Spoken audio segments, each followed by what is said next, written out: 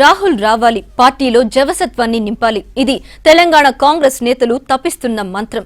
సార్వత్రిక ఎన్నికల్లో ఓటమికి కారణాలు విశ్లేషించిన కాంగ్రెస్ నేతలు భవిష్యత్తుపై దృష్టి పెట్టారు. ఈ నెల 23, 24న హైదరాబాద్ లో జరిగే సమావేశానికి యువనేతను ఆహ్వానించారు. పార్టీని పరుగులెత్తించేందుకు రాహుల్ మంత్రమే వర్కౌట్ అవుతుందని భావిస్తున్నారు నేతలు.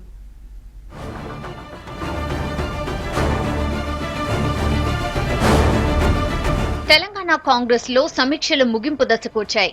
ఇక ముందున్న కర్తవ్యం ప్రధాన ప్రతిపక్షంగా జనం పక్షాన పోరాటమే.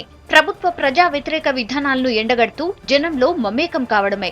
తెలంగాణ ఇచ్చి కూడా అధికారం సాధించలేకపోయిన కాంగ్రెస్ నేతలు వెనుతిరిగి చూడకుండా ముందుకెళ్లాలని భావిస్తున్నారు.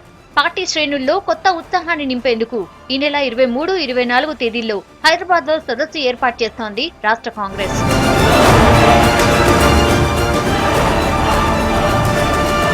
ఏఐసీసీ ఉపాధ్యక్షుడు రాహుల్ గాంధీని ఈ సమావేశానికి ఆహ్వానించారు నేతలు.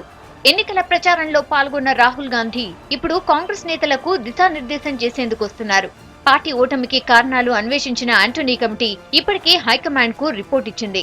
నేతల మధ్య కోఆర్డినేషన్ లేకపోవడమే కొంప ముంచిందని రిపోర్టులో పేర్కొంది. అందుకే రాహుల్ టూర్లో దీనిపై ఫోకస్ చేసే అవకాశం ఎక్కువగా ఉన్నట్టు తెలుస్తోంది.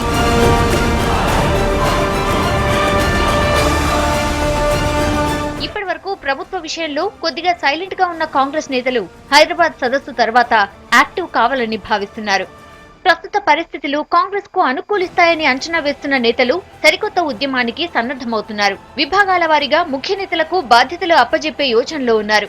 నేతలందరినీ ఒకే తాటి మీదికి తీసుకురావడం, పార్టీ శ్రేణుల్లో ఉత్సాహం నింపేందుకు సదస్సును వేదికగా చేసుకోవాలని రాష్ట్ర కాంగ్రెస్ నేతలు భావిస్తున్నారు.